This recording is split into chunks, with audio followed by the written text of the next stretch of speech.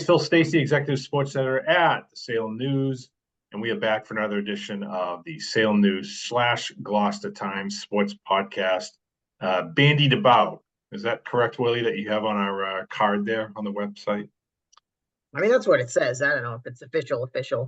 Yeah, no, I don't know if mean, it's Facebook official. it's as official as anything these days, I guess. Roll. Anyway, it's Matt Williams, Willie to us. That's Nick Giannino from the Gloucester Times, Nino to us. Gentlemen, what's going on? How are we doing? Oh, we're doing.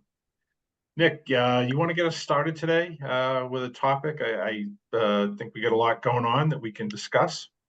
Yeah, sure. Obviously, big football week this week, week 5 coming up for our local teams. But why don't we start on the boys soccer front? We had our leaderboards again in the paper today with all our stats from boys and girls soccer as well as field hockey. And Phil, you were out at a pretty good Northeastern Conference game yesterday. Big win for Beverly over Masco. What was it? First time in 25 years for the boys soccer team at Beverly. That's what Edgar DeLeon told me. Yeah, and I did some digging when I got back to my office, not the office, but my office. And it didn't go back 25 years. So I put in the caveat that, according to Edgar, it was a 25-year stretch. But it had been a while that I could find. And of course, Masconomet wasn't part of the Northeastern Conference up until, 5 seasons ago. So they hadn't played, but they didn't play regularly, but they did play on occasion, back on Jared's early coaching days and before that against Lenny Emmons and all. So, yeah, huge win for Beverly, not just because of that quarter-century mark, but also because it puts them really in the driver's seat in the Northeastern Conference. Beverly lost to Masconomet last time out. They had also lost to Swampscott, so they had 2 conference losses. Masco came in with the one conference loss against Salem. They were upset by Salem, but they'd also tied a pair of matches to Marblehead and who's Gloucester. Gloucester, yes, thank you. So now they're 6-2-2 in the conference, and Beverly is 7-2. So Beverly has a game in hand, and they're up by 2 points if that's the system you want to use for wins, ties, losses kind of thing. So huge win for Beverly, and they controlled play literally from the onset. They came out on fire. They were very aggressive, both in their attacking and defensively, jumping on Masconomet guys who'd come into their half of the field. They got a lot of corners early. They capitalized on one of those. Nice feed from Daniel Silva across to the left side of the pitch, where that was knocked in by Thomas O'Neill. They get up 2-0. Another ball, a through ball from Silva up to the freshman. Oh God, why is his name escaping me here? Put it in 2-0. Masconomet, really gets after it at this point. They had switched alignments. They were more aggressive front by using a 3-5-2 to get some more midfielders involved in the play, and it worked when their captain Jack Fiddler got taken down to the box. He gets a penalty kick. He scores with about 15 minutes left, so it's a 2-1 game. But Beverly gets the goal that they need to give themselves some breathing room about 7 minutes later or so, when sophomore Connor Sullivan scores off an indirect kick punched out by the Masco goalie. Sullivan was there to head it down to himself, put it in with his foot, far post. Really nice play. Player of the game, though, was Connolly for Connor Connolly for Beverly. Senior captain, great game, some huge saves, especially early in that second half, to keep Beverly in the lead. Enormous win for Beverly, euphoric after the game. A lot of, not only players hugging Coach Edgar DeLeon and his staff, but I noticed some other people there, I don't know, the veterans of the program, or, the parents certainly gave them a loud cheer and all. So, yeah, huge win for Beverly. Yeah, and just sticking on the boys soccer front, I'm just looking at the leaders after yesterday. Connor bumped up into a tie for points with Manchester Essex, Sammy Bothwell, they both got 19 points now. Connor's up to 10 goals with 9 assists, and Sammy's running away with the goal scoring lead. He's got 16 on the year already. Wow. And Manchester, they've almost doubled their win total from last year. They snuck into the tournament the season ago with 4 wins. They had a bunch of ties, which helped them. But this year they're up to 7 wins already and playing some really good soccer. And it seems like every game, Sammy's getting at least 1 or 2 goals. He put home a pair of penalty kicks in a recent win. And so that's a race at the top between Sammy Bothwell and Connor Sullivan and Beverly. And then you mentioned Daniel Silva. He's right there too. He's got 11 goals, 7 assists for 18 points. Just ahead of number 4 on our list for the local leaders, Wes Silva of Gloucester. And that's another story with the Gloucester program. They started off really slow, kind of a rebuilding year for them without superstar goal scorer there, Gino Tripoli. He graduated, and so they've had some shoes to fill there. But Wes Silva has kind of stepped into that leading goal scorer role, and Gloucester's starting to play some good soccer. We mentioned the tie with Masco, scoreless tie in that one. Then they fell behind by 2 goals at halftime to Saugus yesterday and erupted for 6 goals in the second half to get a win and get back to 500. So Gloucester's making a playoff push here. Manchester's looking good, in terms of our Cape Band teams. And then we talked about the race in the Northeastern Conference with Beverly and Masco at the top. Beverly kind of controlling. Yeah, I would throw Marblehead in there too. I mean, Marblehead. They might not win the conference, but they're certainly playing very, very well. Yeah. When you talk about the leaders, that goal for Fiedler for Masco, I think was his 11th yesterday. 11 for him too. Yeah. Yeah. And of course, the Beverly freshman, his name comes to me now, Jackson Merritt. His goal proved to be the game winner, second goal in a 3-1 game. And I want to say that was his 4th goal this season. Okay. And, we should mention too, I mean, St. John's Prep is still undefeated. They're ranked among the state's top. Nope, they lost. Penthouse to the outhouse, baby. Yeah. What was it? A 2-1 game, Willie? 1-0? They lost the Derby to St. John Shrewsbury the very day that they were elevated to number 1 in the state. So it was a curse. You're kidding me. How did I miss that? They lost, huh? First loss. I mean, they're still rolling. That was another competitive game. And shout out to Matt Dragaitis, their keeper. They seem to be getting excellent keepers year in and year out at St. John's Prep. And it really makes a difference because they've won a ton of 1-goal games. I think Dave Kroll said 6 out of their 9 wins are by 1 goal. Their coach there, and Dragaitis has 5 shutouts on the year, 8 or 9 wins now. So, and they've had really balanced scoring too, right? I mean, I don't think there's anybody that has more than double-digit points. I mean, what is it, Matt Foley that's leading the way? Yeah, do we even have anyone in the top 20 here? Matt Foley, 8 points, 4 and 4. There you go, yeah. So, balance across the board for that. And they got depth. Obviously, we know that St. John's Prep has a huge soccer program over there. So, good stuff from them. Tough loss the other day. But a lot of times, Kroll will tell you that 1 loss in the regular season, 1 or 2 losses will, be better for them. Less pressure come playoff time going in undefeated. Yeah, definitely. Willie, you want to talk about girls soccer a little bit here? I'm just looking at the leaders here, but obviously Masco's still rolling right along, right? They got to be one of the top teams in the state still. Well, if you ask the United Soccer Coaches Association, one of the top teams in the country, they broke into the poll this week, number 16. So, I mean, that's pretty cool. Not that it means a whole heck of a lot, right? Like, who knows if they beat some of these teams in Florida or California or whatever, but really cool recognition, for the program from the Coaches Association. They're just a great team. I mean, after beating Bishop Fee, I said they might be the best team in the state, and they're number 3 in New England right now at the moment. Natick, number 1 in the Division I power rankings, is number 1 in New England, and I believe they're top 10, if not top 5 in the country.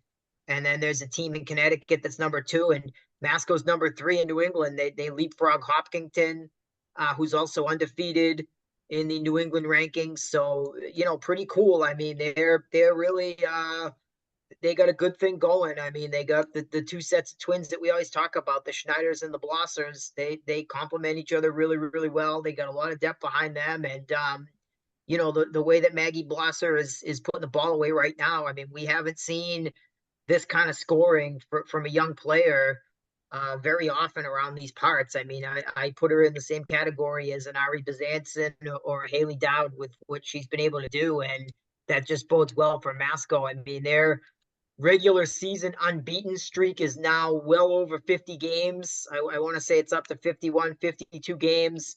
A third straight unbeaten regular season is certainly on the table.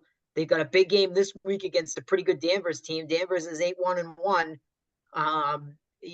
So that's probably going to decide the NEC title. That's Wednesday, a week from today, as you're listening to this now. But other than that, if they play the soccer that they've been playing, I mean, the idea is to win the state title. That's the mission. It's like the Celtics. They've been knocking at this door, and soccer is so hard to win, right, Nick? I mean, as you know, you can be the best team. You don't get a bounce. You get a bounce against you. You go to PKs. I mean, last year they lost in the Final Four, outshot their opponent by a 2-1 margin, didn't get the bounce, lost in PKs. So it's really hard to win, and you just hope that somewhere in this 4 or 5 year run that they're on, that they can break through and get one title. I mean, this isn't boys lacrosse. This isn't, the Super 8. It's really hard to win. And so you hope that you can just come away with one when you have this kind of run. That would really be satisfying for them, at least in my opinion.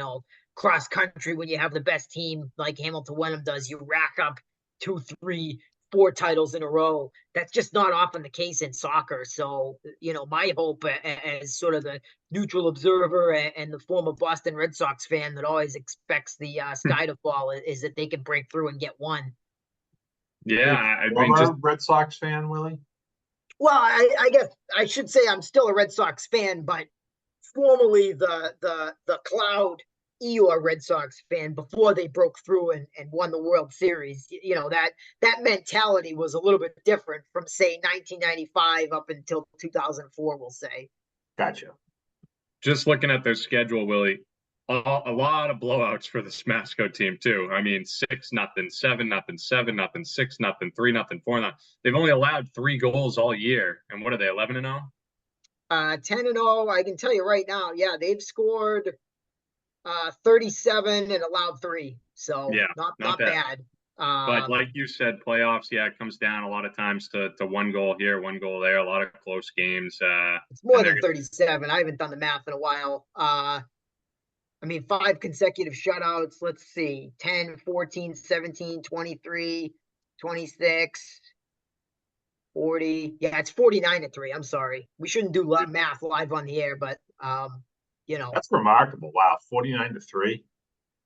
Yeah, pretty good. And you know what? Like, these are good teams that they're beating. I mean, if you look at the power rankings have been very kind to the Northeast Conference. Danvers is top 5, I believe, in Division 3. Peabody and Beverly are both hovering around the top 20 in Division 1, which, as you know, for NEC teams in Division 1 rather, a lot of times you're fighting to get into that top 32, for Peabody and Beverly to be safely inside that top 32 and looking at first round home games. That's pretty impressive. Same thing for Marblehead. They're a very good soccer team. I believe, Nick, that's true of the boys' side too. I saw Marblehead very highly ranked in the power rankings. So yeah, boys top and 7, girls soccer, the NEC is doing really well this year. Yeah. Oh, it's good to see. I think the parity is there, and the rankings are the officials are noticing that. You mentioned Marblehead. That was Masco's closest game, season opener, 3-2. And then they got the Danvers matchup coming up. That Danvers is the only other team to put one home on them. 3-1 Masco win in that one earlier, mid-September. So we'll see how things shake out down the stretch. How about field hockey, Phil? Who's been catching your eye? Any team we can highlight there that's really been making some noise lately? Yeah, I mean, we can continue on with the Masco train here. Awful lot of female student athlete success going on up in the Tri-Town this season, which I suppose isn't much different from most seasons. But they're 9-1. They've won 9 in a row, Nick, since they lost on opening day to Malden Catholic. But they've been rolling through the conference. They are 9-0 in Northeastern Conference play. big game coming up at Newburyport next week. Newburyport, a perennial power. So that is their next game, I think. And of course, they have a rematch later in the month with Beverly on the 23rd, I want to say. And that should really be for the conference. Beverly is also rolling. They're also 9-1. Their only loss is to Masconomet. They're getting terrific scoring, great defense, and goaltending from Charlotte Stevens. So Beverly's really, really playing well under their first-year head coach, but has been in the program the last few years, Daniel Hartford. So they're both playing really well. Who else is playing well here? I mean, Essex Tech is doing a lot better than they had been recently. We've mentioned this ad nauseum about Essex Tech and the Cape Ann League, and it's now the second year, but it's an adjustment. And they're not used to going against the Newburyports and the Ipswiches of the world and things like that. But they're getting some strong play again with a new head coach and Taylor Jen at Essex Tech. But Ella Tucker is playing very well for them. Alice Stansfield is playing well. Gigi Barrows. They're using two goalies who have both had success in Natalie Partelau and Francesca Roper. So they're hovering right around 500. I want to say they're 4-5-1 now. Actually, no, 5-5-1 because they beat Stoneham last night. Yeah, on Wednesday. So they're 5-5-1 now. And you know what? If they can get into the state tournament, that's a huge feather in their hat. I know they've got some tough games coming up. They got Manchester Essex, which, as you know, being down at Cape Ann, they're very strong. They still have to play at Newburyport. They play Linfield. They play Danvers, which is down by their standards this year, but still a tough program. But it's been a nice season so far for Essex Tech. So that would be a pleasant surprise, let's say, not quite 2/3 of the way through the season. Right on. Just a quick golf note before we switch gears to football. Just wanted to shout out the Beverly coach, Craig Wiley, for getting his 100th win with the Beverly Golfers. They're having another fantastic season, should be a threat come tournament time. And then Manchester Essex continues to roll right along. They've been getting balanced scoring across the board, 9-2 now on the season. Big match today, the Cape Ann Classic over at Rockport Golf Club between, I believe, Ipswich, Rockport, and Manchester Essex. So that'll be a fun one. I'm not sure if Gloucester's in that one, but we'll have a photographer over there to get some shots of the golfers for tomorrow's paper. And then St. John's Prep, can't leave them out. 10 wins in a row for the Eagles. They are rolling right along. Just the balance and depth on that team is outrageous. So look for St. John's Prep to go out there and try and get another title on the Division I golf scene. Let's look at Friday's football games here. I'm looking at the Beverly Danvers game. That's an interesting one because Danvers has hit a little bit of a rut, right? Haven't won since week 1. Is that right? Over Salem. Neither team has won since week 1. They're both Beverly hasn't won, since week 1 over Gloucester. So both of those teams are going to be looking for a win. How's Beverly doing on the health front? They're getting some guys back this week, which is good. Marquez, a two-way lineman, he will be back for them. Jaden Santos should be back in the backfield. Sean Costa should be back in the backfield. So they're getting some guys back, which will help. But it really comes down to Beverly. It's like, can you make the big plays at the big times? Can you run the football? Can you stop the run? These are all questions that have plagued them the last 3 weeks. I think, with the possible exception of the North Andover game, and even then, that was kind of iffy. But they could have won all 3 of these games that they lost. They fall down to Wakefield 36-0. You say, how can they win that game? Well, if you don't have some drop passes, if you don't miss some blocks, if you don't, run into the back of your blocker as opposed to hitting the hole, it makes a difference. So they have a lot to play for. Flip that script, and so does Danvers. I mean, I was at Danvers's game last week in Winthrop.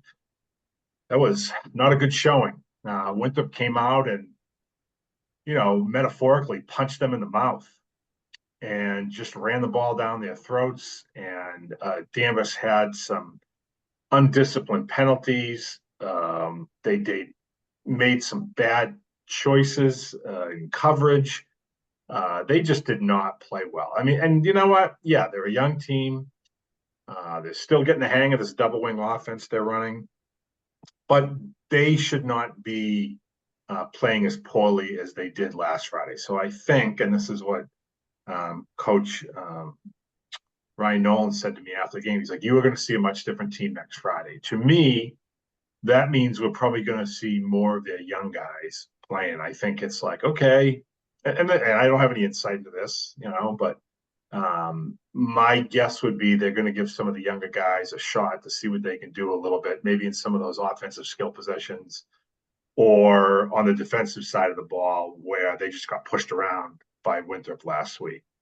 So I actually find this, while the two records of the two teams may not be super appealing, I think it's an interesting game in the sense that both teams need this win. First game in October, you want to start to, if not just stem the tide, but try to get some good feeling going for the second half of the regular season.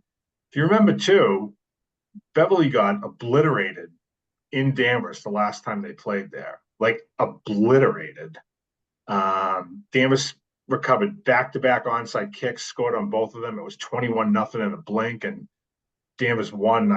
Again, off the top of my head, I want to say it was like 48-7 or something like that. I don't remember.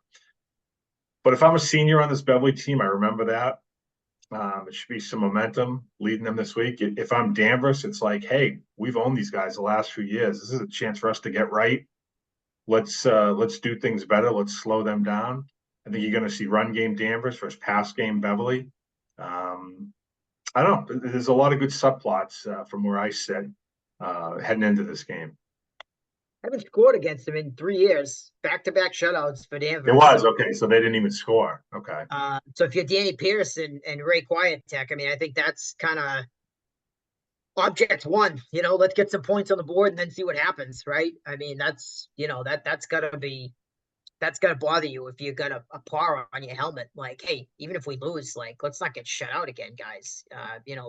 Let's get that bagel off the scoreboard if we can. First and foremost. I think for Beverly, Willie, it's really like, yeah, Quietek caught 3 touchdown passes from PS last week. He has all 5 of PS's touchdown receptions. But they have other options too. I mean, Callum McKay, he's a big time receiver. I'm actually surprised he hasn't gotten to the end zone yet. They haven't really used their big tight end, Jack Constantine, in that way yet. But they really need to be able to establish the run. I don't think there's any doubt about that. They have to be able to, they can't have PS sit back and throw the ball 35 times and expect to have success. That's just not going to work. I mean, can't they though? I mean, I don't know. No, I don't think so. From what I've seen, maybe that's the way to go. I mean, Danny's your best athlete. He's probably your best player. Like, this other thing isn't working. I mean, maybe you just throw it against the wall at a certain. I don't know. I mean, maybe. Well, things obviously changed with the captain Roman Sullivan out for the year. I mean, awful break for him. Second straight year he's out for the season. He was hurt in the opener. So yeah, that absolutely changes the offensive mindset. However, I mean, you have to be able to run the football. Yeah, you can pass and have your game predicated on more of your big play potential coming on passes. That's fine. But you don't want teams continually setting up in dime packages and just being like, yeah, we know you're not going to run the ball, so we're just going to drop back. We're going to double Quietek, or we're going to, put another guy on McKay, or, whatever, that kind of thing. You have to be able to at least give the illusion that you can run the ball well. And you know what? Like, Santos is a good ball runner. Costa is a good ball runner. I mean, a lot of things have to work. Maybe the health of getting some of these guys up front will help. And you know what? I want to make sure I didn't butcher that name up front there. Yeah, it is Alex Marquez. Okay, I thought that was right. And for Damas has had success running the ball. It didn't look great last week, but they've averaged 170 yards on the ground. So Beverly's going to have to stop that. Damas is going to want to jam that down their throats. And you know what? I'll be honest. Like, I think Danvers' quarterback, Nate Wise, can throw the ball a little bit. They're not asking him to do a lot in this offense, but whether it's to Mike Albano or Jack Houston or Owen Shanbar out of the backfield, like I see him and I watch him warm up, and I'm like, he's got a good arm. So maybe this is the week if Beverly's packing it in. There were times last week Winthrop was throwing 8 men in the box. Maybe if Beverly tries something similar, Danvers opens it up a little bit. Maybe that's part of the change that we're going to see this week. I don't know. Like I said, tons of great storylines here.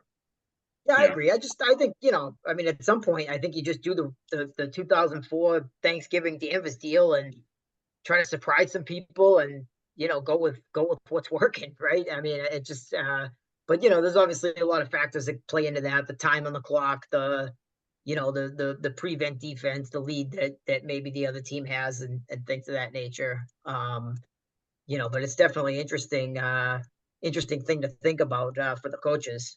Yeah, and I mean, there's all these little things too. Like we can sit here and make judgment on the sideline. This would apply to any game, but like if one of your linemen can't scrape the linebacker and he gets in and he's putting pressure on your quarterback, that throws everything out the window. Let's say, to use one small example there.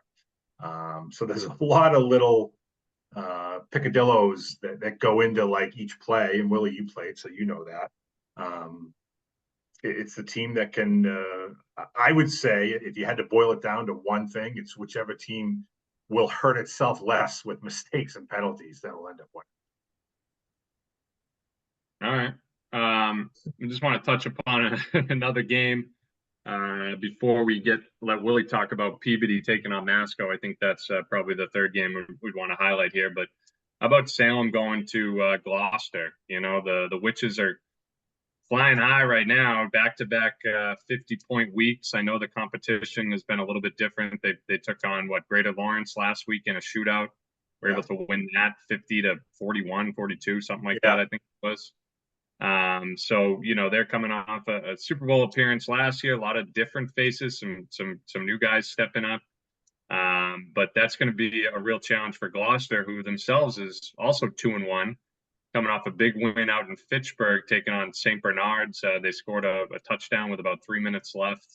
Gloucester's been playing some decent football. I think they're really committing to that run, and they got some guys that are capable of churning out yardage. You have Thomas Cribbs, who's just been running like a beast, that power back guy, and then you got Jalen Severino, who we've talked about in past weeks, getting outside and using his speed to break off some big runs. So they've had a pretty good combo there, and Rodolosi under center, Cameron Rodolosi has been running the offense pretty well, hasn't made a lot of mistakes. And just one more thing to touch on with Gloucester is their line, which has been a big concern all season. You noticed it right out of the get-go against Beverly in week 1. They're definitely a little undersized, but they seem to have their technique is getting better. And, guys like Max Thomas, Evan Mione, Jared Johnson, Zach Ashley, head coach Dan O'Connor also highlighted Cullen McWinney, who's been playing some pretty good football on the line.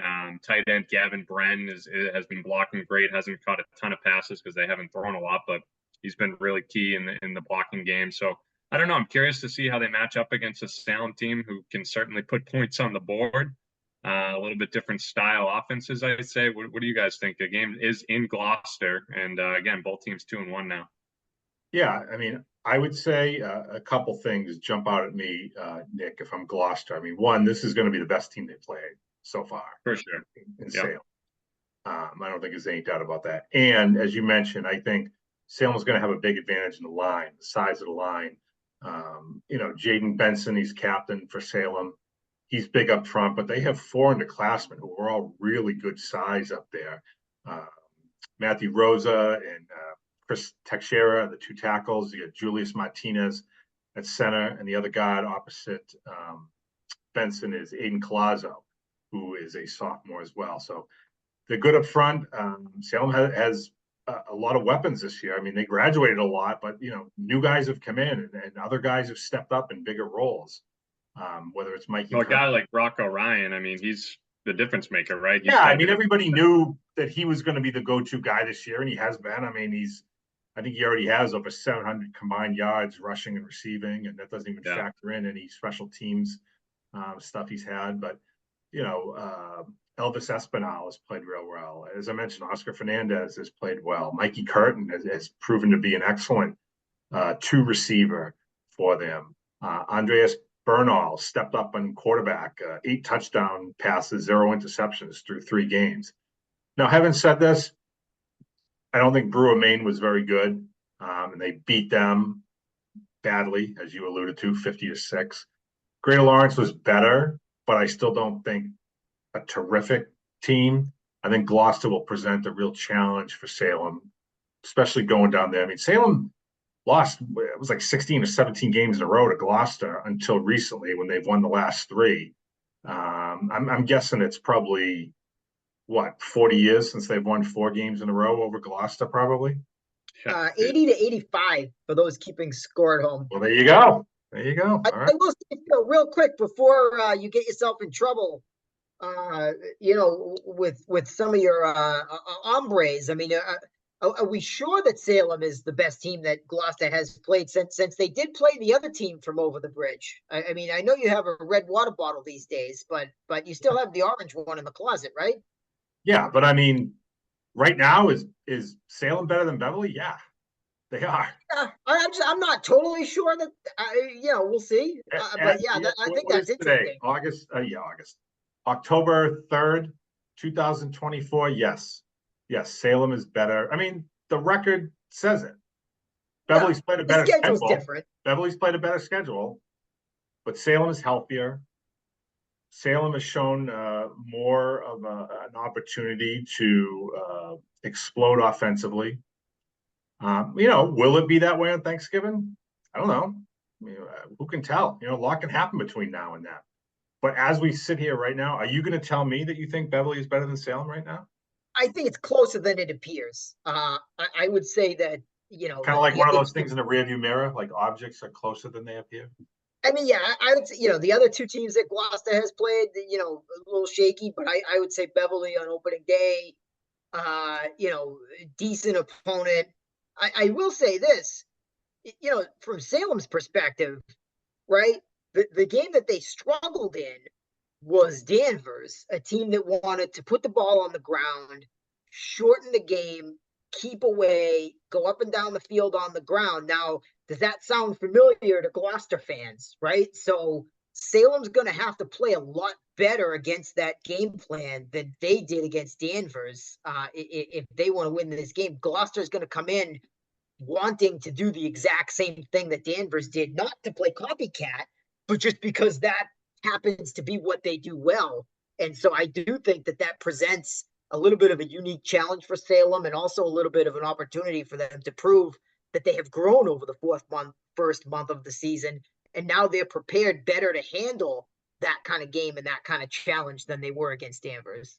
That's also an interesting thought, that should Beverly beat Danvers on Friday night, on tomorrow night, Friday, does that mean that Beverly's better than Salem because Danvers beat Salem? I mean, that's an interesting one of those interesting things. And I think that's a really interesting segue into our next game with Peabody and Masco, because you take Winchester. Now, Peabody beat Winchester, but Winchester beat Masco. Does that mean Peabody's necessarily better than Masco? I'm not sure, because they had that hiccup against Swampscott. Masco beat a really good team in Billerica. Both teams come in 3-1. So can we read too much into that Winchester game? Does that mean everything? Probably not, right? I mean, it's a football game. Both teams are going to have to show up and play well, and they're evenly matched. I think, this is the first time the biggest teams in the conference, which should, again, I'll go back to what I was saying about Danvers Beverly. I think that's one of many interesting subplots there are going to be, like, who's going to win that line battle. Yeah, absolutely. But well schooled. I mean, I think Marblehead, has some good size as well too. But and I would say Peabody, despite being the bigger team, struggled with Swampscott, despite their size advantage up front, right? So have they learned from that? First time these teams have played in 3 years, which seems crazy. I mean, this is a game that I feel like should happen every year. I wouldn't be upset if this was a Thanksgiving game every year. I think this has the opportunity to be a great rivalry. I agree completely. Yeah, this should be the Thanksgiving Day game. They've split the last 4 meetings 2-2. Mhm. You know, all 4 of those games in the recent series have been 2-score games. A couple, you know, one of them a 1-score game. So, you know, I think you're looking at a close, entertaining game, to Phil's point, with a lot of subplots. You know, I think Jack Fabiano is carrying the ball as well as anybody on the North Shore. I believe he's #1 in rushing yards. Peabody hopes to get their lead running back, Gabe Santos, back. That could change everything for their offense. Obviously, they're having a great success passing the ball and spreading it around right now.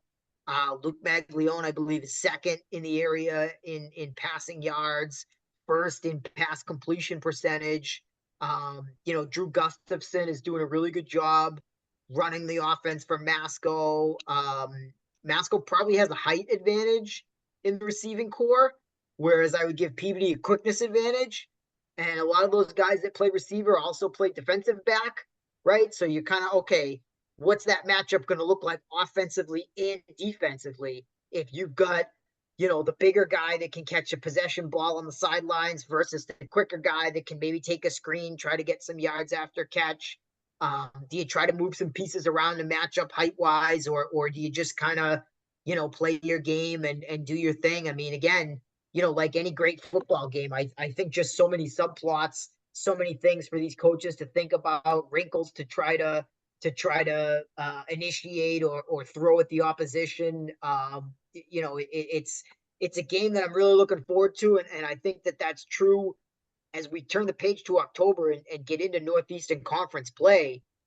You know, there's going to be at least one, if not 2 or 3 of these type of fascinating matchups every single week, which is why we love doing the show. We love talking about it. I mean, we just got down in the weeds on 3 of them, and I think, you know, you can take the teams and put them in a fishbowl and shake them up, right? And you know, next week it's going to be what, Marblehead and Beverly, and you know, Danvers and somebody else, and eventually Salem and Winthrop, and Gloucester and Swampscott, and it's just every week there's going to be something really fascinating on the schedule, which is what makes it is so much fun for us, and hopefully for the fans that sit here and listen to us break it down.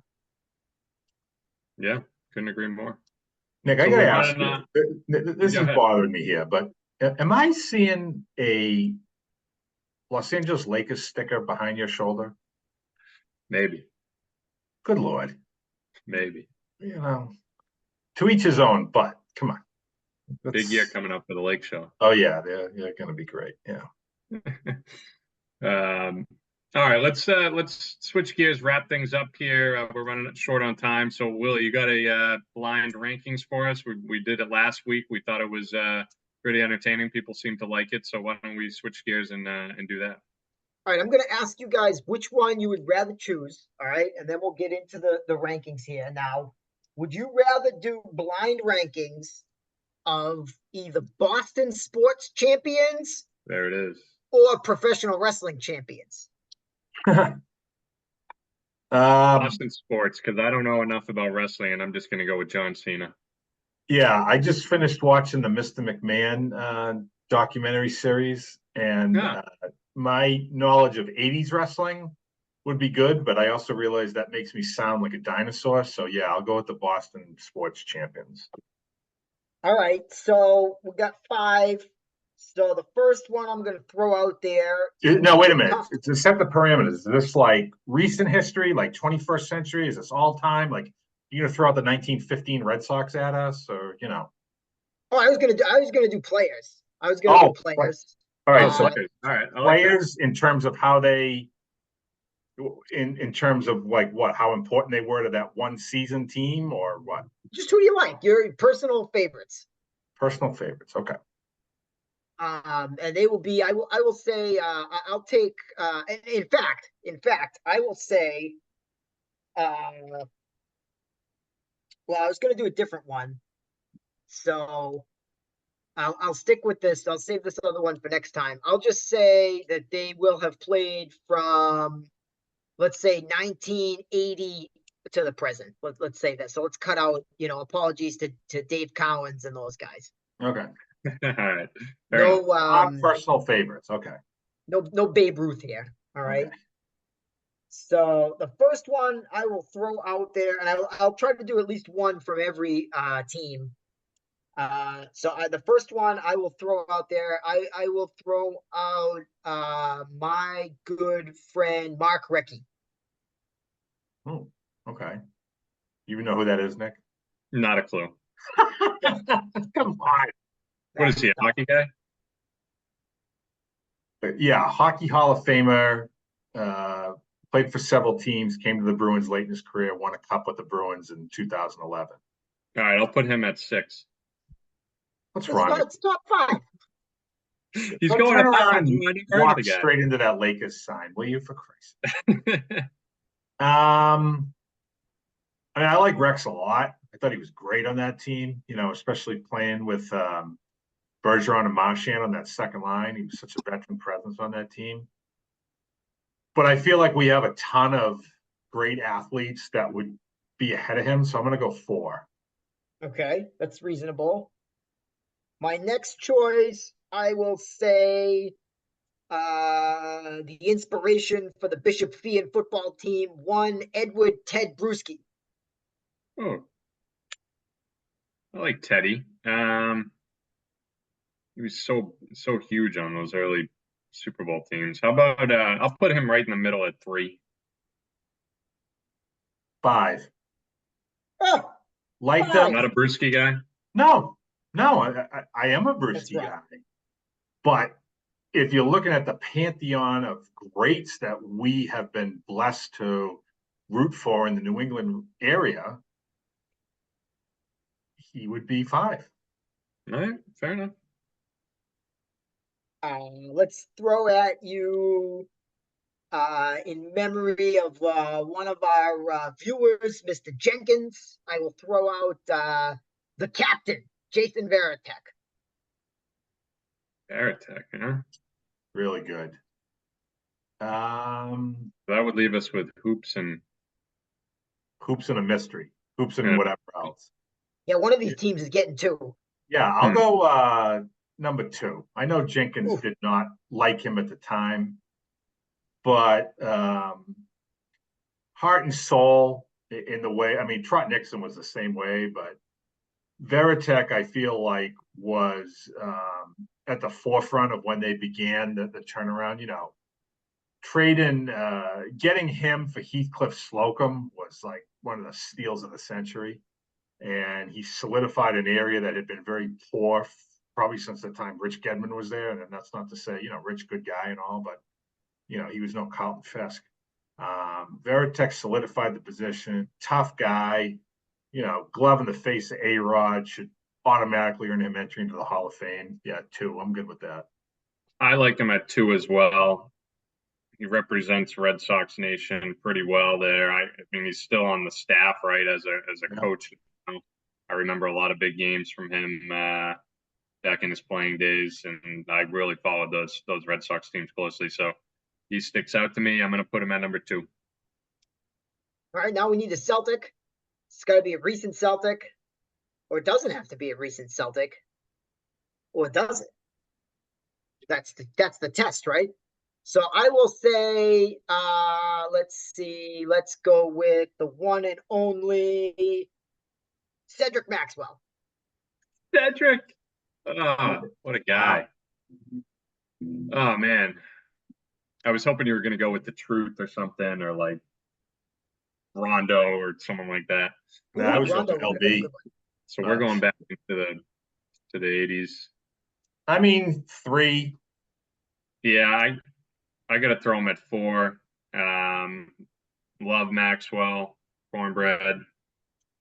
Still love him on the radio to this day. Had some great seasons, but yeah, I'm going to put him at number 4.